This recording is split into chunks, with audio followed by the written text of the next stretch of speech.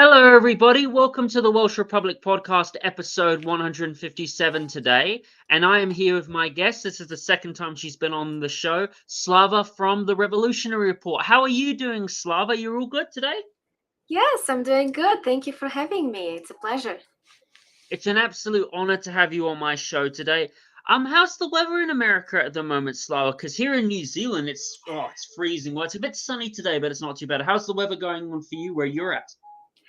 Well, it's summer here, the opposite, right? And it's been pretty hot. To be honest, too hot for my taste. I would like it a little bit cooler because I'm from Ukraine, and in Ukraine we have a slightly cooler weather than where I'm here right now in Chicago. And actually, a couple of days ago, we had a crazy tornado. I don't know if you have seen Yeah, online. I did hear. I did hear about that. That was ridiculous, man. That tornado was. It was causing a lot of damage. Yeah, It was yeah. unbelievable, man. It was just it was horrendous. Was everything okay in your area? Well, my house wasn't touched. We were sitting in the basement the whole evening and monitoring, watching the news. It was like 11 small tornadoes, all heading from like all directions into downtown Chicago. And I think one of them made it to the Loop, which is like the center of Chicago. It did a little bit of damage, nothing too big, nothing too bad. So eventually it just went away. And yeah, it's really strange. Usually, we don't have tornadoes like in July, but it happens. So Yeah, New Zealand actually, we've got tornadoes here in New Zealand, but they're not too bad. The worst incident we had, I think, was back in like 2010. It took down some houses, but it wasn't that big. But yeah, apart from that, Slava, the weather's been okay here. It's not been too bad. A bit cold. Had a bit of a nice lunch today. Which was pretty tasty. What did you have anything for dinner? So, I mean, because it's late in your time. What did you have for dinner? yeah, it's almost 9 o'clock in the evening right now here, and we just had dinner like an hour ago. I made a chicken pot pie. Oh, very, very nice, very, very. Slava, what would you say is your favorite Ukrainian meal and dessert you love to eat?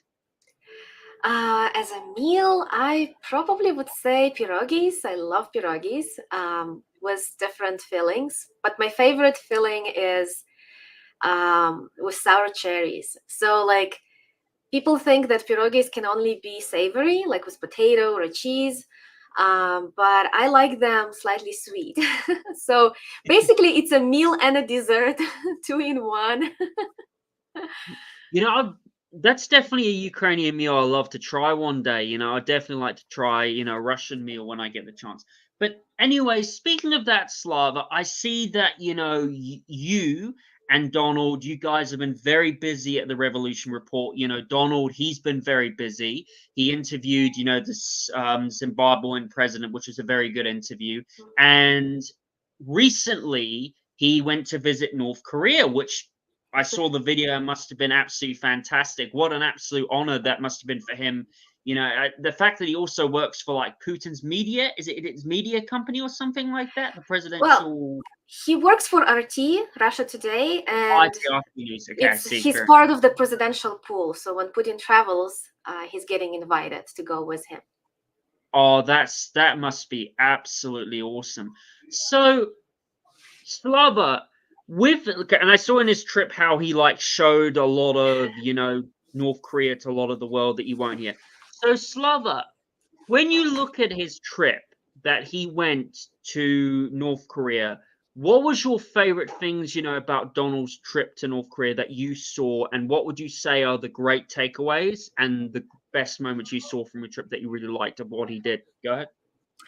There's a lot. To be honest, there's like no, I can't even point one favorite thing because all my life I've been hearing all these lies about North Korea, right? They've been telling us that they're starving, that they're like slaves over there, they have no freedom, they have no food, they have to just work, they have no entertainment, they have no cars. And they can't, like, anyone who goes into North Korea, they can't film. It's all prohibited, it's all banned. So here, my friend and colleague goes to DPRK, and one by one, he dismantles all these myths because, first of all, he goes in, they gift him a smartphone. And Yeah. so they do have smartphones, they have internet. It's not like they're living in caves and have no access to the world web. No, they do. Their smartphones are just as powerful as the Western ones. They have their internet, according to Donald, is not the speed of the internet is not as fast as in Moscow, but Don has been spoiled by great Moscow internet. Yeah. So I don't think it's bad. It's just not as fast as the one he's used to, because living in Moscow, it's a different conditions. They have enough food. Of course, he was saying that the way they welcomed the delegation was just amazing. It was such a warm welcome. He said the food was great. He really enjoyed it, and they even offered them beer and vodka and like all kinds of drinks. So, they're familiar with culture and everything. Of course, Don was like, we couldn't drink because we had to work. We couldn't just get drunk. But he did bring a lot of North Korean beer back with him. So I'm not sure if you saw on the live stream he was doing after he came back to Yeah. Moscow. He actually opened one bottle of beer and did like a taste test. And he said it was really good. He said it's much better than Heineken, which is like, one of the most popular Oh, beers here in the Heineken is West. terrible. Have you had Carlsberg too? Oh, that's disgusting too, man. There you oh god. Yeah, I'm not a beer person. I would rather drink wine. If I don't drink often, but I'm not a beer person. So I don't know how like which beer is better or not. But according to Don, this North Korean beer is really good, and he said they have a few varieties, and it's all produced right there, and they do export as well. So it's not like they're just producing for themselves. They are partnering with other countries and doing import export. Of course, it's not on the level that we would like to see, but it's not their fault. It's the Western imperialism that's stopping everyone else to work, from working with other countries. Another thing that was kind of surprise to me, right, is to see how free Donald was in his moves, right? He could film, he could go anywhere he wanted, he could talk to people. He actually talked to some people on the streets. Some of them knew English, so some of them knew Russian because Donald is fluent in Russian as well. So he was able to like communicate with people that spoke Russian over there. And he said they're very friendly, and there were like thousands and thousands of people on the streets trying to welcome the Russian delegation. And yeah, his experience was great. The one thing he feels bad about is that he couldn't stay there longer. He was there only for 2 days, and he had to follow the delegation, go with them to Vietnam. And he's like, I wish I could stay longer. So that was the only like bad thing that he said. Other than that, he was very happy. He brought a bunch of uh, gifts like posters, pins, all that kind of stuff. So he's actually trying to go again. He said that he would love to go again to the DPRK and stay for longer. And on our channel, we have like a series. It's called DPRK mini series. Right now, Yeah. there's 3 episodes, and Don wants to film the next episode in the DPRK. That So hope. sounds absolutely fantastic. He should definitely do that. You Mhm. know, Slava, one thing about DPRK is how clean the streets are. Like you Mhm. look at Penang and how clean it is and how developed it is, especially, when you see like people going to like the street and stuff like that. I remember there was a Canadian girl. Her name is, she's a journalist called Eva Bartlett. Eva Bartlett, Mhm. you probably have heard of her. Yes, She yeah. went to the DPRK, and even she like said it was so clean, so lovely, and so down to earth. And there was even this other, I remember watching this channel called Ping, I can't pronounce it, but it's a channel run by a German girl who is half German, half North Korean, and she has like Korean and Korean dish, and she was showing videos of how, like, you know, there were different like people from governments around the world who work in different government positions around the world. I remember there was this guy from Chile, and he was mentioning how, like, the system in North Korea is so good, and there was even a band from Slovenia who did a concert in North Korea, and they loved it too. I can't remember the name. It was just incredible. You know, it's just seeing the clean streets and everything. It's like, oh, it's incredible, Slava. It really is. You know, just so much cleaner than America. It's just, oh, it's just how much lies. You know. Yeah, So, you know, go ahead. Yeah, go ahead. Yeah. yeah, another thing I love about North Korea is and lots of people don't know about it, is the fact they don't have income taxes. You know, like, No, they don't. They don't. yeah, You know. yeah, So, people Slava. in the West, they think that socialism means you have to pay lots of taxes, but in North Korea they have socialism. They don't pay income taxes. Slava, you've studied about North Korea's political system, right? You have. Well, not to the full extent, but I'm familiar with the basics of how they operate. Well, so the thing is, so what in your knowledge, Slava, right? How do you know? So, as we all know, North Korea has a system called is it called the Juche system, which guarantees free human and civil rights. And in North Korea, a lot of excerpts, some people say that, like, Koreans' human rights like system is a model for the rest of the world. How, like, and its political system too. So, from your knowledge, Slava, explain to us how that, you know, human rights system in North Korea is the model for the world, how it works, and how does the political system work in North Korea that a lot of the Westerners don't understand that they should really know about, and how does North Korea does its elections? Go ahead. Yeah, so the Juche or Juche, I'm not sure what's the proper way of pronouncing it, but it basically means self-reliance. So, or independence, like the sovereign state, right? And they really are. They are really self-reliant. They produce everything they need within the country. They take care of themselves. And, you know, people think that the fact that North Koreans are not traveling around the world, that's the abuse of the human rights. But Americans can travel anywhere they want, but they don't. Why? You know why? Because they can't afford it. Because in America, the healthcare is terrible. Nobody can afford it, right? Education is so expensive. And in DPRK, all of these things are covered by the state. So they really value quality of life of their citizens. They want their citizens to be healthy. Therefore, healthcare is free. They want their citizens to be smart and educated. Therefore, education is free. They don't want their citizens to be living in bad conditions, right? Therefore, they provide free housing. When Donald went, they were going through one of the main streets of the capital, and there were nice buildings. And he asked one of the guides, like, what are these buildings? When they were built? They look new. And the guy's like, no, they're actually old. And Don is like, how old?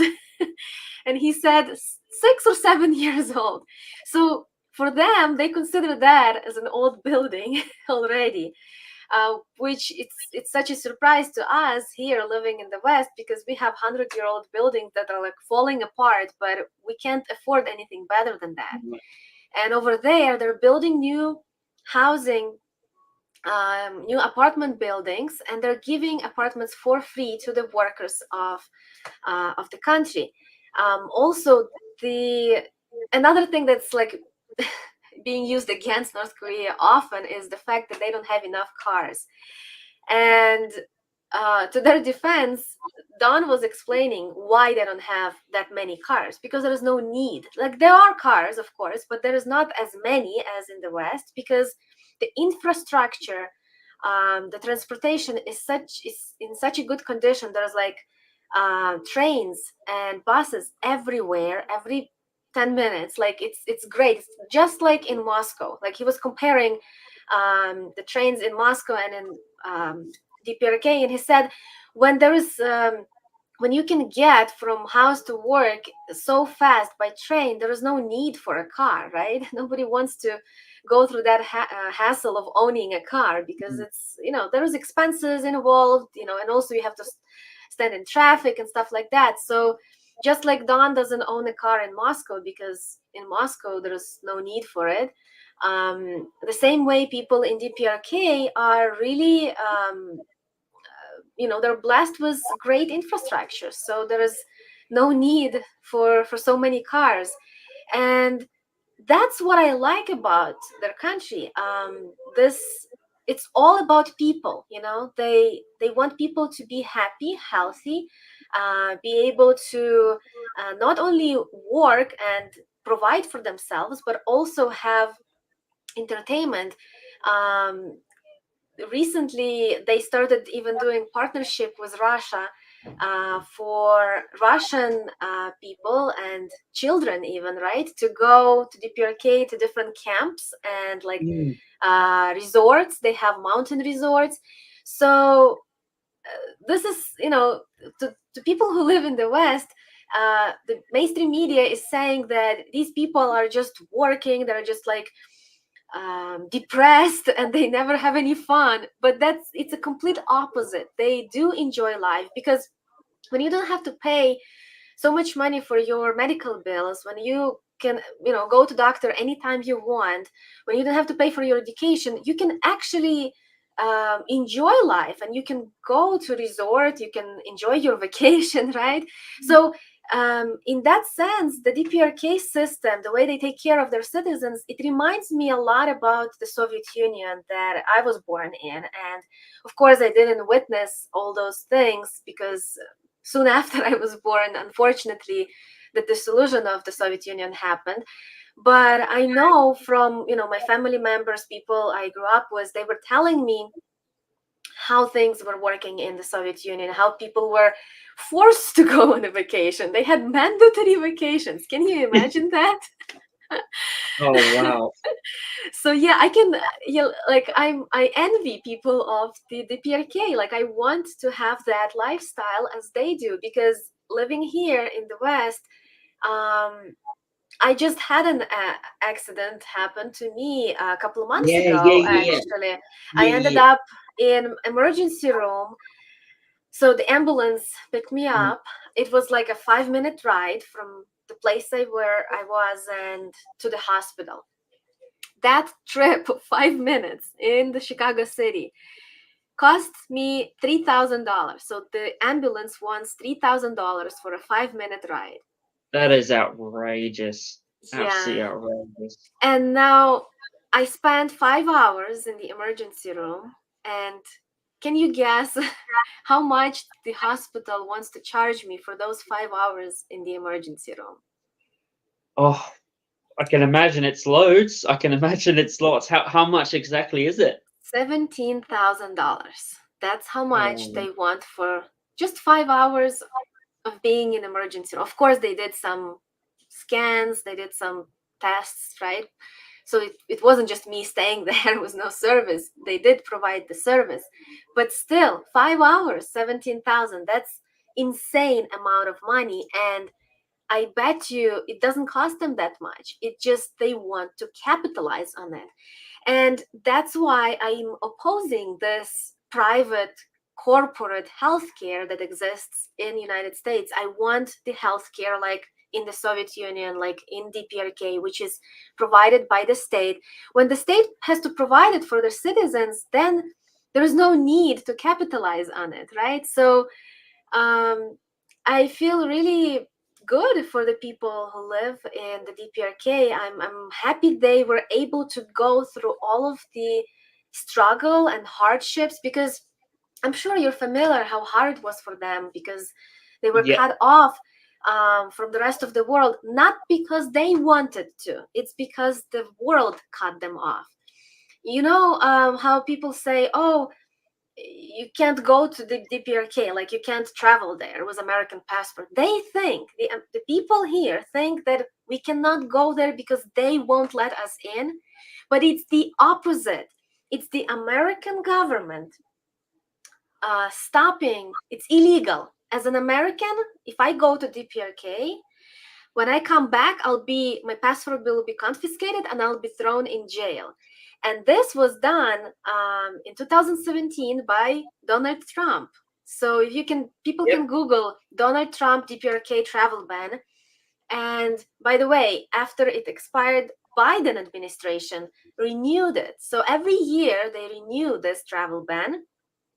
Right now, I think it's finishing by the end of August. So if they don't renew it, which I doubt, I'm sure they will. But every year they keep renewing this travel ban. So people can't go, Americans can't go with their own passport. Like the only way people can travel to the DPRK is if they have another like passport of another country. That way they can use that passport, right? So like Donald, when he went to the DPRK, he used his Russian passport. Therefore, hopefully he won't get in trouble with the American government. But yeah, that's the harsh truth about North Korea. It's not like they don't want us. It's our government stops us from going there and seeing it with our own eyes that they're not the hermit kingdom. They're the same kind of people as we are. They have better rights than we do. One thing also I wanted to ask you, Slava, from your knowledge, how does like the political system work in North Korea? Like how does the party function? Like how does the president of North Korea, how does it operate with him being in charge like Kim? How does it operate from your knowledge? And what are the parties in North Korea that the West should really know about?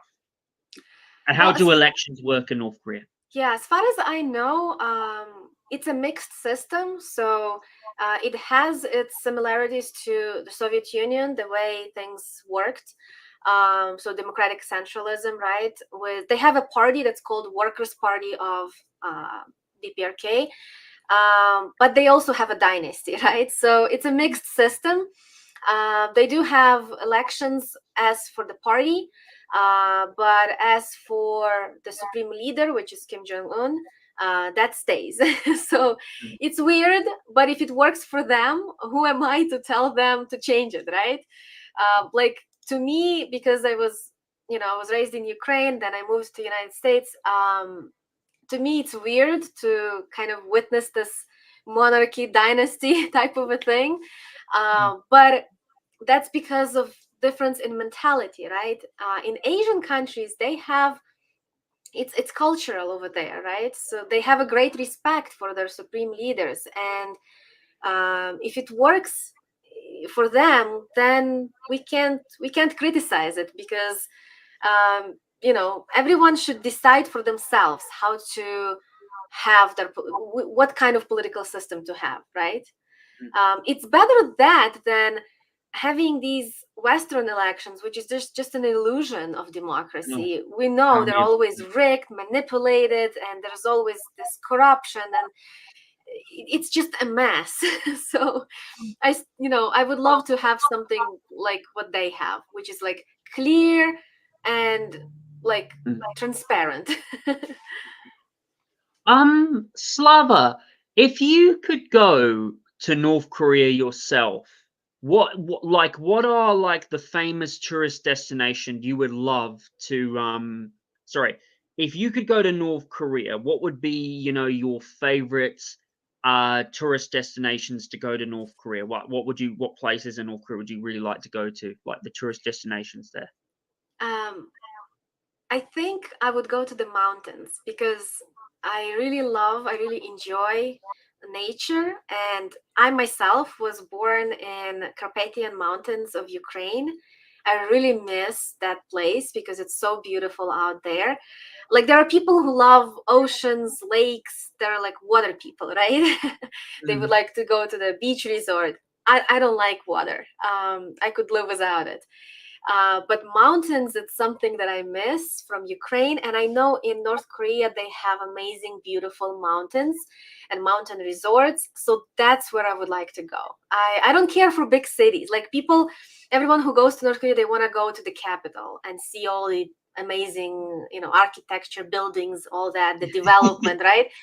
Yeah. I live in the big city. Like I don't care about buildings. I want to see nature. So if I ever end up in North Korea, I will go to those resorts that they have just built. Yeah, they've got water parks there too. They've also Mhm, got a big water park in North Korea mhm, too, and there is a lot of beautiful hiking there, which would be mhm. it'd be so great to go to.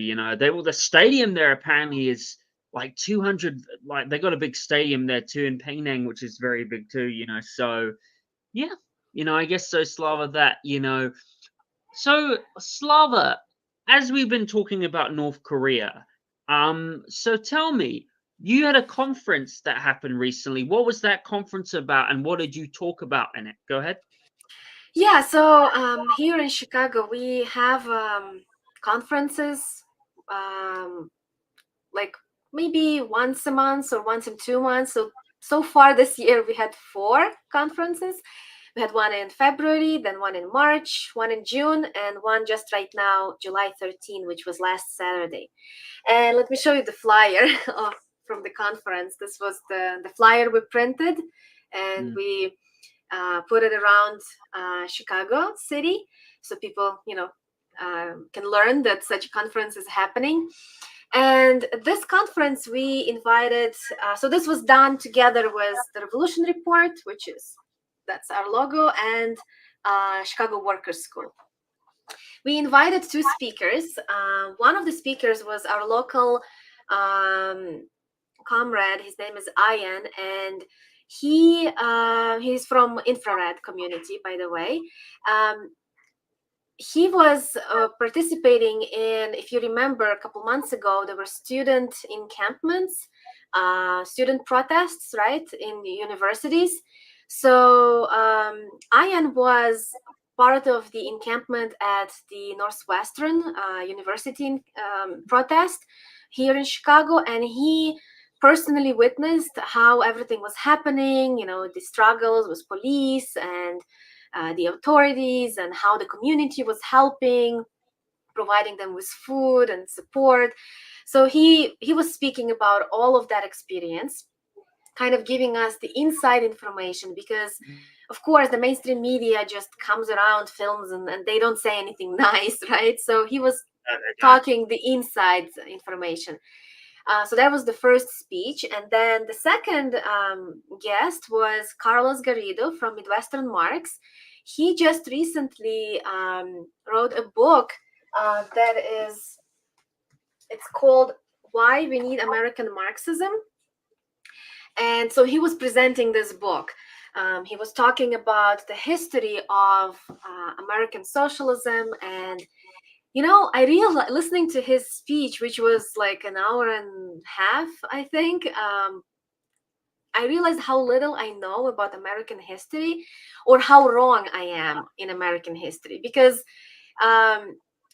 the way they're trying to portray the struggle of American people, right, is all in sad, kind of bad. Everything was bad, basically, right? That's how they teach children the American history. But it wasn't all bad. It wasn't all good. None of the history is black and white, just good or bad. It's always mixed.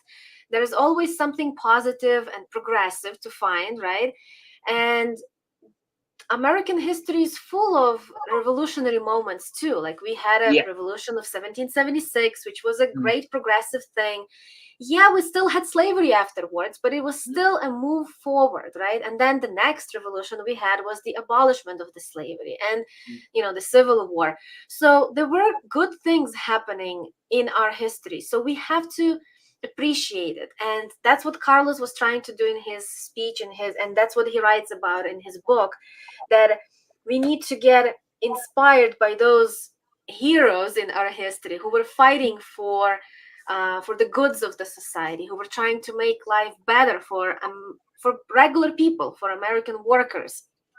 and we should learn from them and try to do something similar, right, for the future of America. So so yes, this event was great. Two great speeches. We filmed both of them, and actually today in the morning I just uploaded Carlos's speech on the Revolution Report channel, so you can listen to what he had to say. And if you have any questions, you can ask them in the comments below, and I'm sure Carlos will visit the questions and try to answer them. The other speech by the comrade who was talking about student encampments will be uploaded sometime soon as well. And these previous months, we also had other comrades talking about different topics. Last month we had Christopher Halali from PCUSA. He was talking about his own experience in student protests because he's a teacher. So he was talking about from like his perspective, right? And that's why I love these in-person get-togethers, events, conferences, because we can listen to great talks. We can then, just socialize, communicate, have some food together. We even went out together the day before the conference. I was serving as a guide here in Chicago, taking them to downtown, letting them see the city. We went to eat together, and it's just so nice to see like-minded people.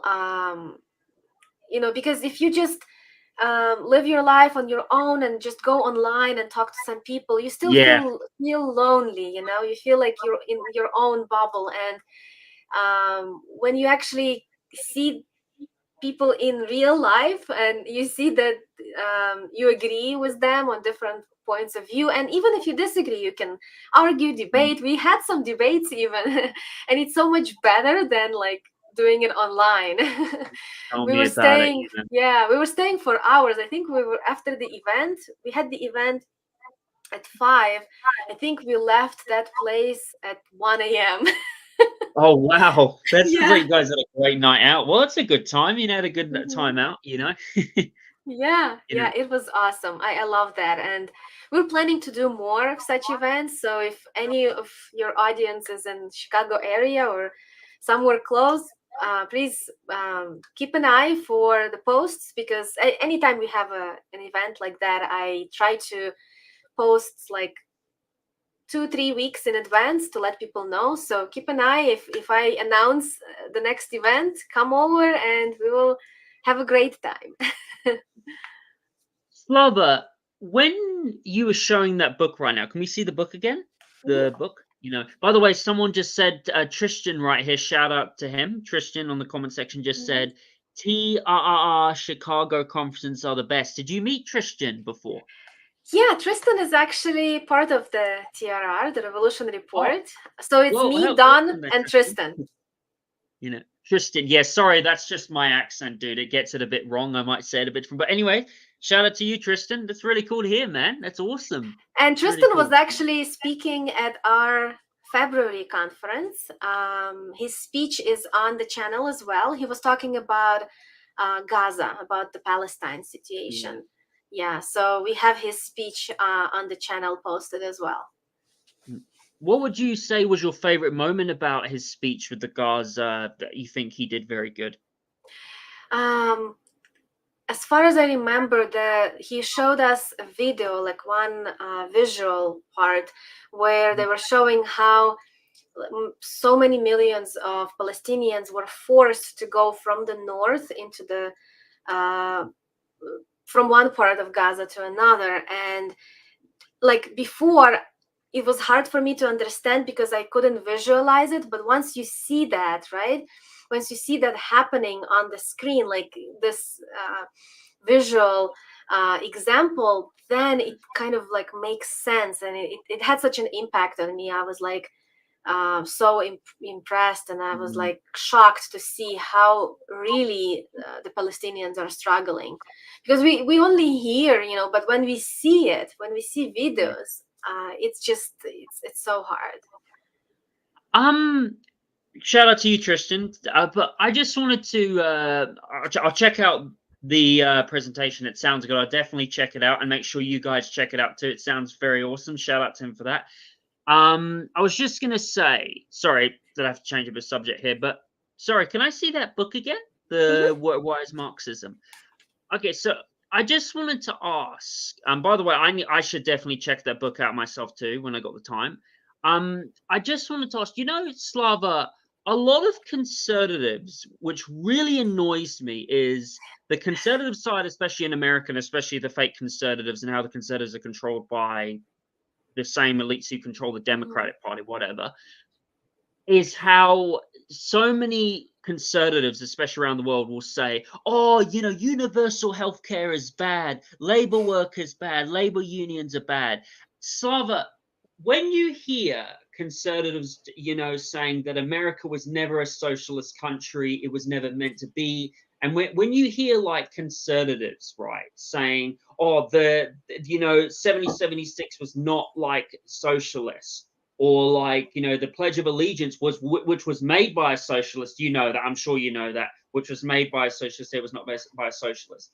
When you hear like conservatives say America can never be a socialist country, right? When you hear that, what do you say to them? Like when you're debating them about that, and what historic facts do you bring to them? And how do you think America could be a socialist country? Yeah, go ahead, for example. Sorry. Yeah. Yeah, I always tell people that America has a socialist history because any country that has workers, that has people working, regular people, right? The workers always want better conditions for their labor, and therefore they're fighting. They're trying to get what they want.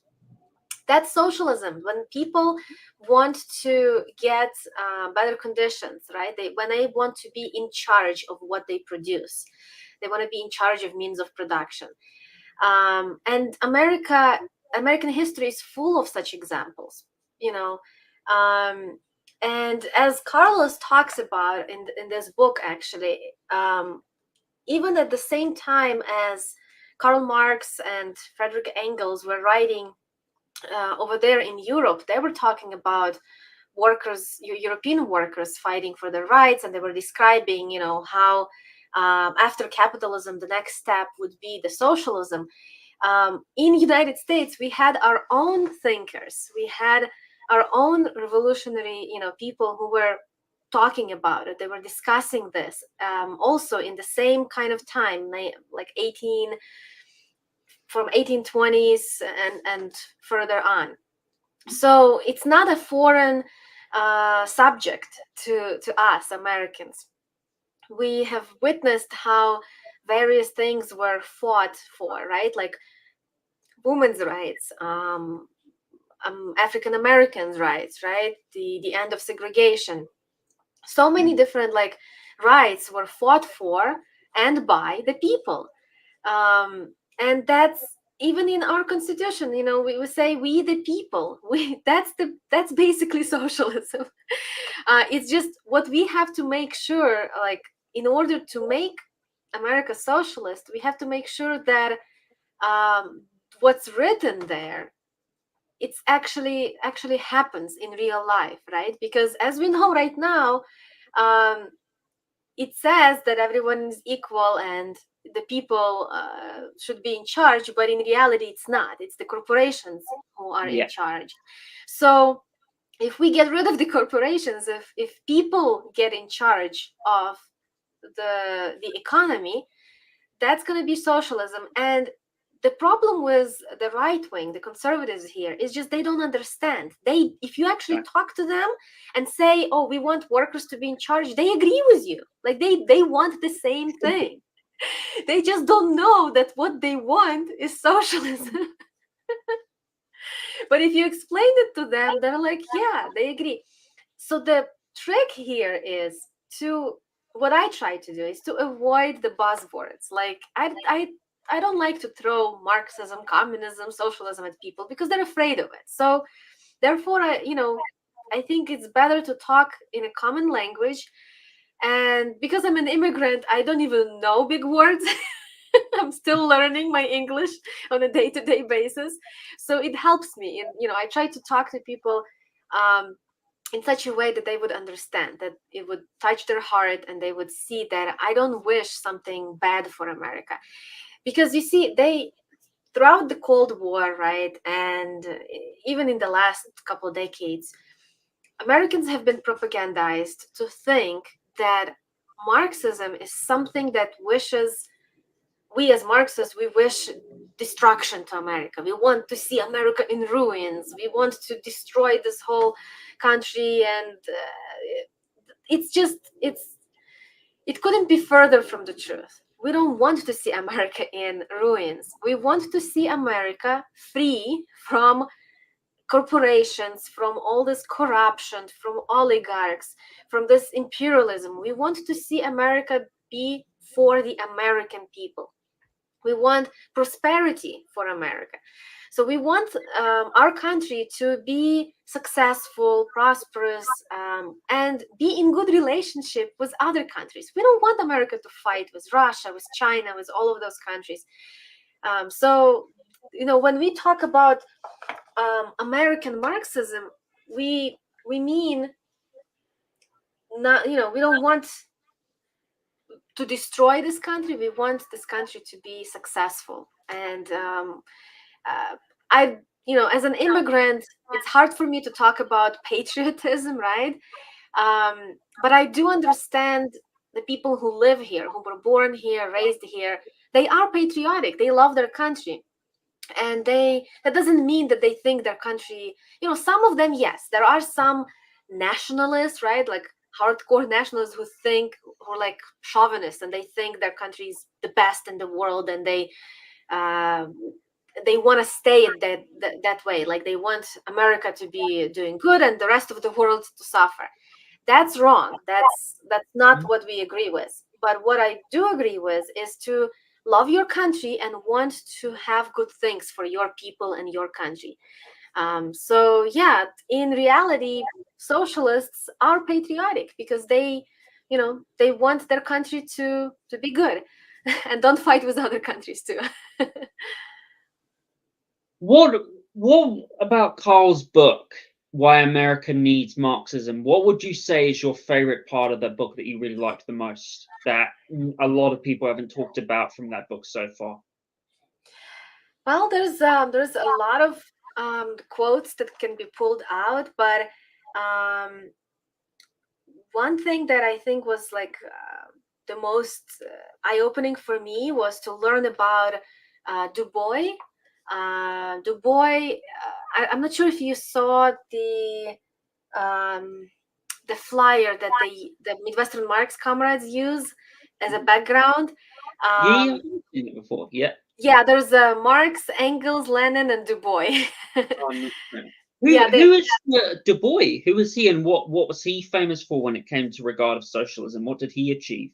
So he's they call him the father of American communism or Marxism. Oh wow.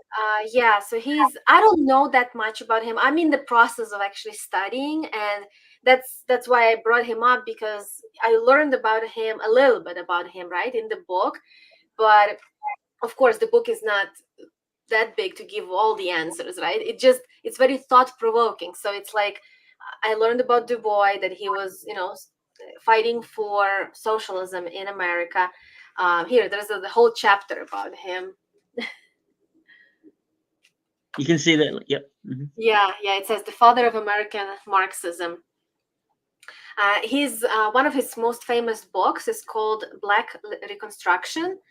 It's from 1935, and apparently I haven't read that book yet, but I'm now, after learning about it from Carlos's book, I want to go ahead and order that book and read it, because according to Carlos, I'll be able to understand the American history better, by reading that book. Because as African American himself, this author, Du Bois, he explains, the history from his perspective, right?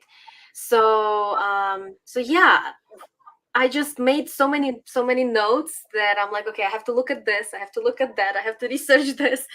As I told you earlier, I realized how little I know, and I'm grateful for books like this, because if you read a book and you're like, yes, yes, I know this, I know that, it's boring, it's not interesting, right? But if you read a book and you're like, wow, I didn't know all this, and I want to read again, and I want to listen to his speech again, and I want to do further research about all of these American history figures, right? Who were trying to achieve something and fight for better life for Americans. So maybe after I do my research, we can do another stream and talk about Du Bois and Yeah, that sounds one. his Yeah, we should achievement. definitely do. You know, it Yeah. sounds very French. It sounds very French. His name was thinking, like because it's pretty funny because France, whenever I think about socialism in America, like I kind of go to San Francisco, not because San Francisco is a rubbish place, but it's like just because of the Frenchness and all that, and how the French Revolution, a lot of socialism, all that stuff to it. So, yeah, go ahead. You were going to say something, Slava?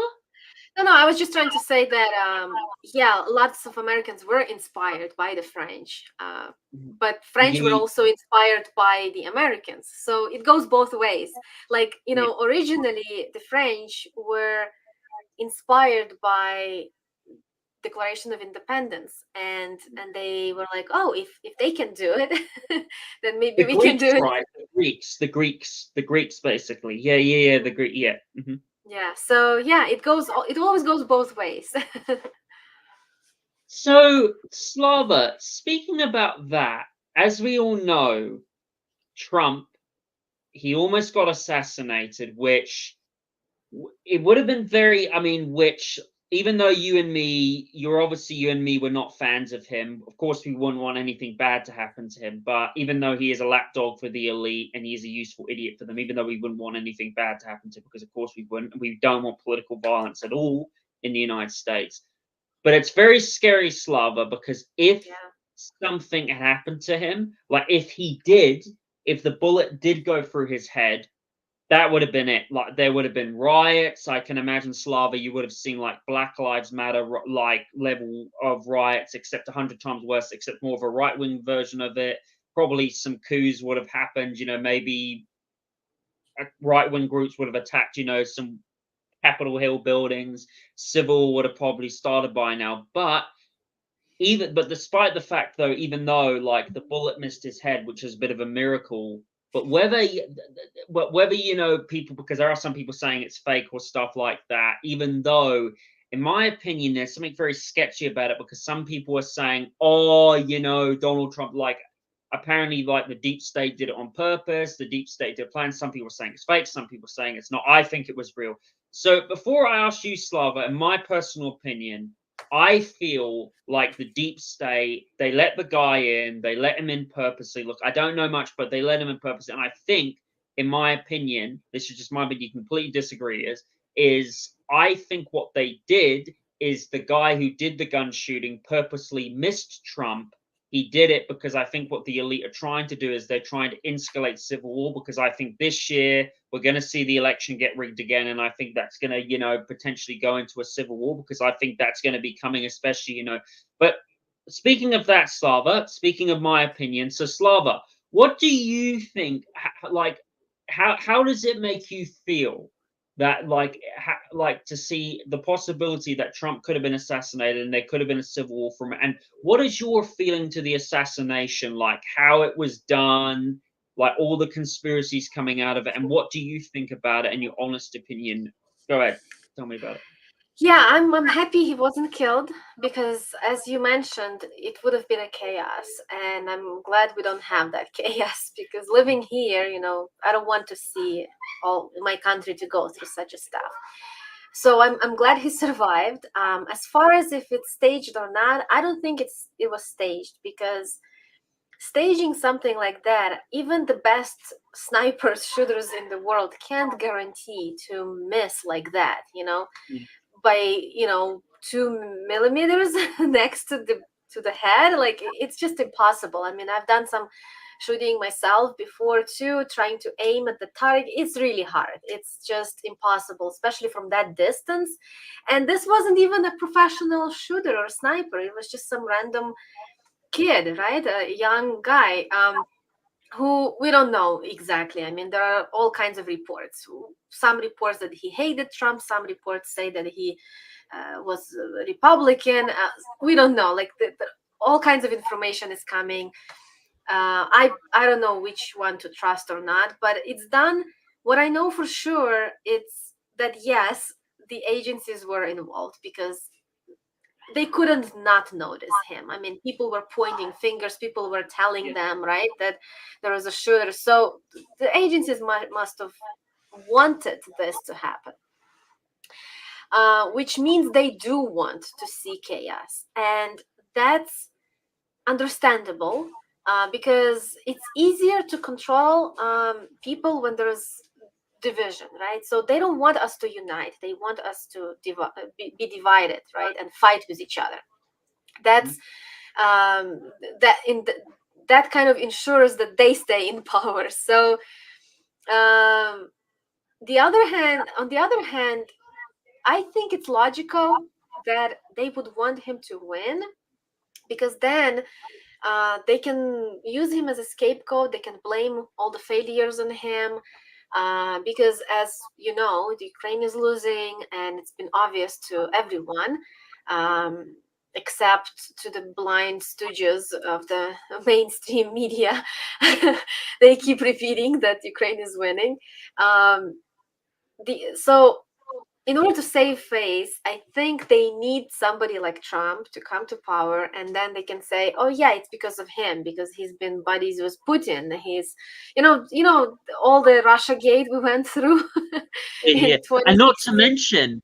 not to mention the stupid mainstream media is now blaming Iran, saying Iran had an alleged attack on Trump. And I'm thinking, what a load of nonsense, and not to mention, Slava, also the fact that Trump's new VP, how he, said he wanted to go to war via how he wants to, bomb Iran and stuff like that. He is a very globalist.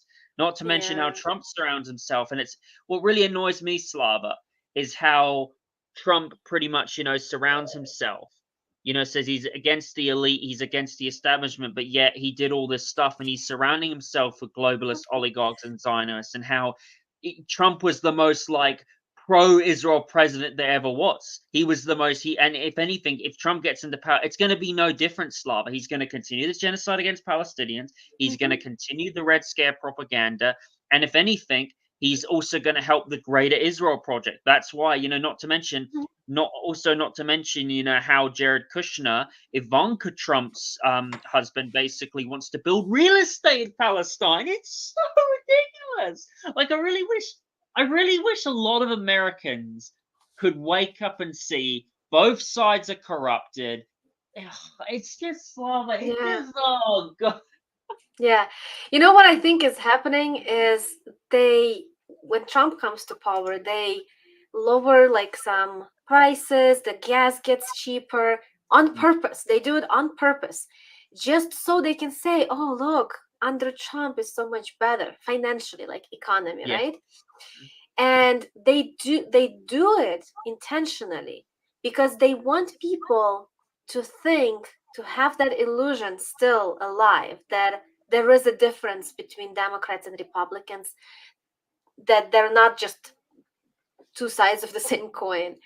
They want people to keep believing in that, because if people realize that no, they are in it together, all of them, then the people would demand something better, right? But as long as people keep believing that there is difference between Democrats and Republicans, and if one comes to power, something will change, then they don't have to do any big changes. They can just manipulate the gas price, and that's it. It doesn't mean that the quality of life really goes up. No, it's No. just instead of $3 we have $2, or instead of $5 we have $4.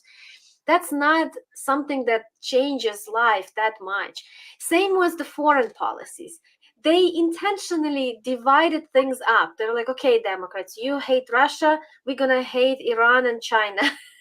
Yeah. Like, but in general, they all hate the multipolar world. Like the empire, they're they're fighting with the multipolarity, right? They don't like BRICS. They don't like that all these countries are trying to work together, do diplomacy, do some economic, trades that would benefit both sides. The American empire hates that. So, but they can't come out and straight say that, right? Because the democracy. So they hide behind these words and they divide the hatredism towards other countries among the parties. They're like, okay, we're gonna hate Russia and Iran, and you guys gonna hate. They're gonna, one side hates Russia, the other side hates Iran and China. So the Republicans are going, if Trump wins, they're gonna be trying to provoke Iran and China. The Ukraine will go on the back burner. But then, when Democrats are in power, the Ukraine situation, they try to, like, even if Ukraine goes away, they're going to start the war in Georgia probably, because they need to constantly fight with Russia. And therefore they're going to be like poking the bear from different sides. So, but in reality, it's all the same. It's part of the same machine. It's not like the foreign politics of United States changes every 4 years depending on a new president. No, it may change just the angle, but the machine is still going in that direction. Not to mention, in 6 days' time, Benjamin Netanyahu, a war criminal, is going to be speaking in Congress. And I was thinking, Slava, I know it's unbelievable. Benjamin, he should not be allowed to be speaking in conference, especially, when I think some countries like said if you step in our country, like against the IC, I think it was like Netherlands or something said, if you step in our country, you'll be arrested. Like, Slava, I saw someone on the Midwestern Marx server or something from the other server said that what Americans should do, they should start a protest and they should prevent Benjamin Netanyahu from going in the Congress because it's not his country. It's like the Israel lobby doesn't own the American people. I mean, well, they do. They do control Congress, just like the Federal Reserve does and the Greater Bank of London does. But the Israel lobby is a big proxy of the globalist kingdom. But even though Israel has a lot of control over United States politics and its Congress, they should not be doing that. They should, like a foreign country, Israel should not have so much damn control over America's political system, and especially around the world, and especially UK's Prime Minister. Oh my God, he's a huge one. I mean, it's just ridiculous. I think Benjamin Netanyahu should be banned from speaking in the United States.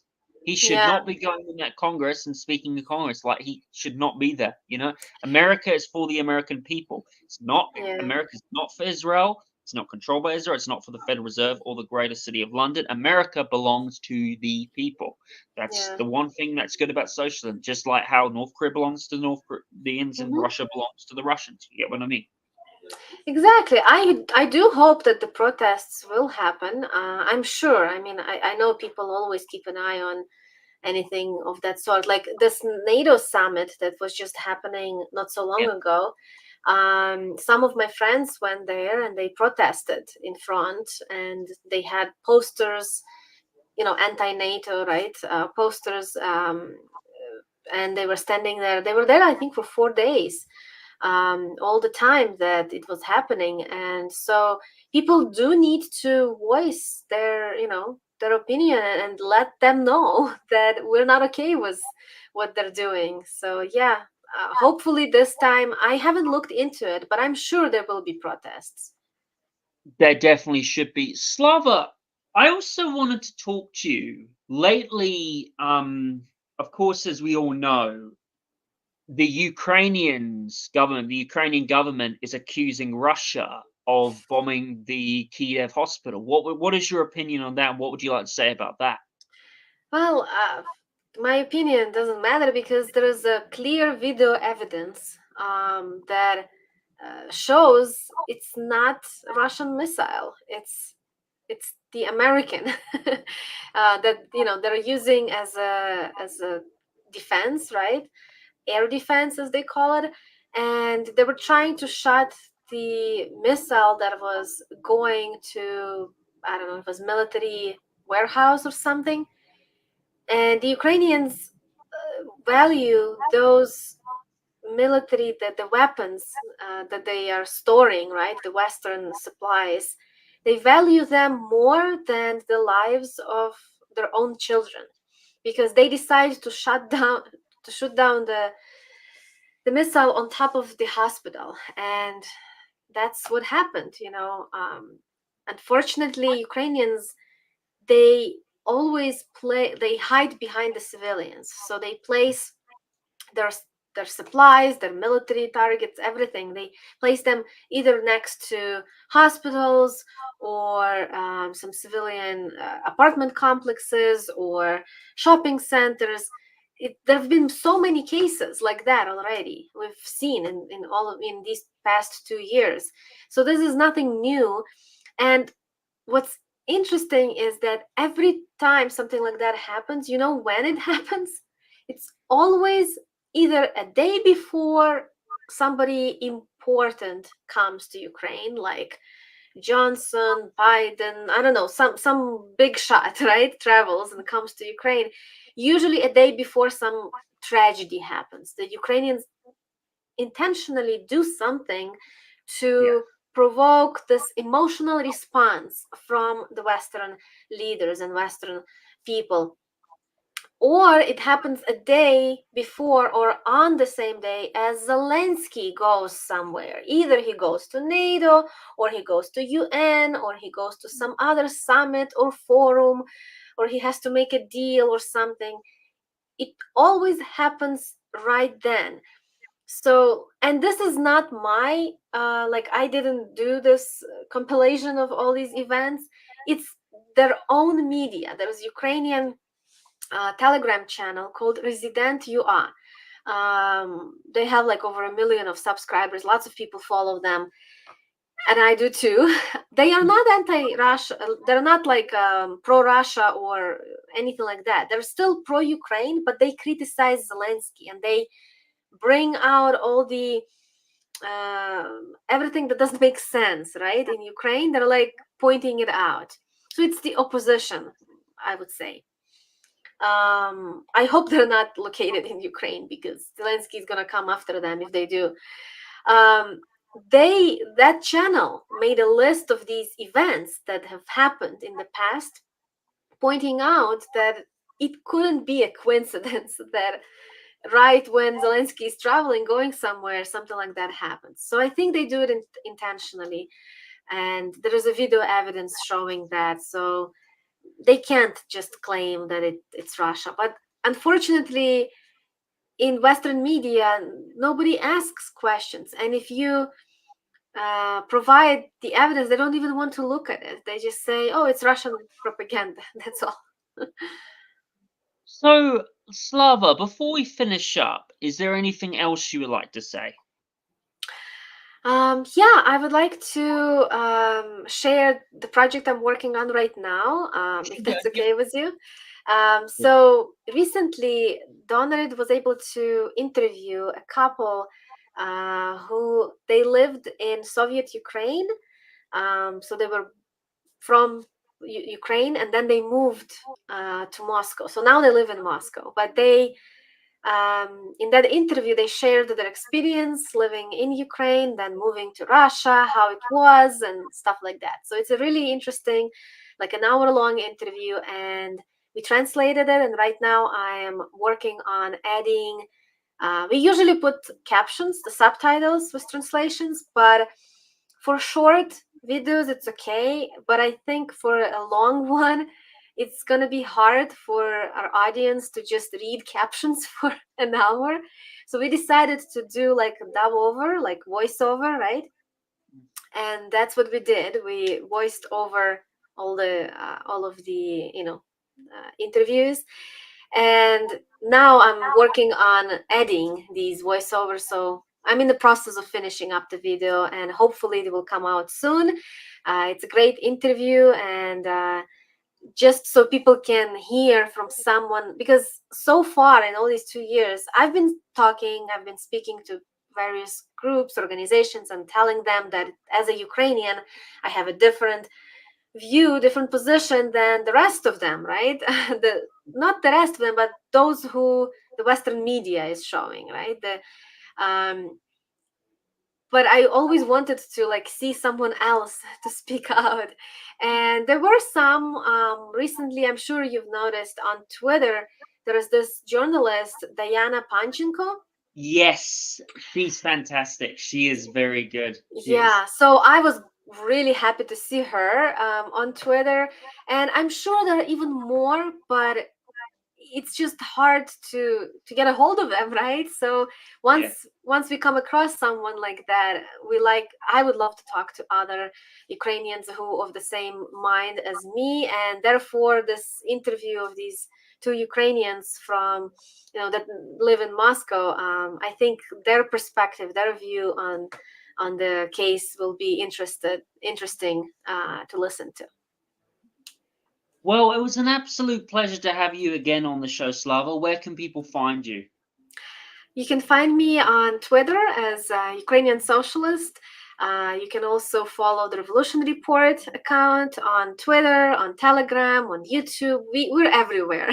And also, by the way, I forgot to mention, we just recently created the Discord channel. So if you like to have one-to-one conversations, discussions, debates, you can join the Revolution Report Discord, and we have a different channels for like different topics. So yeah, you can find us there. Well, it was an absolute honor to have you on my show again, Slava. We should definitely do another show, maybe in the beginning of August if you're free, if that sounds good for you. Yeah. Sounds good. It was a pleasure to have you on. Really enjoyed talking to you. And I just want to say to everybody, please go and check out Slava's Twitter. Go check out the Revolution Report and the work she does there. It's very fantastic, very great. Remember to go and follow her on Twitter. Go follow the Revolution Report and go follow them on YouTube. Subscribe to their channel. Thank you for joining the Welsh Republic Podcast, episode 157. I'd like to thank Slava for joining us and for you guys joining in too. Thank you for joining the episode today, guys.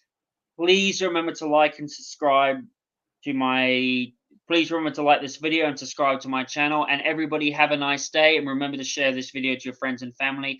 God bless you all. Free Palestine. Take care, everybody. Stay safe. God bless you.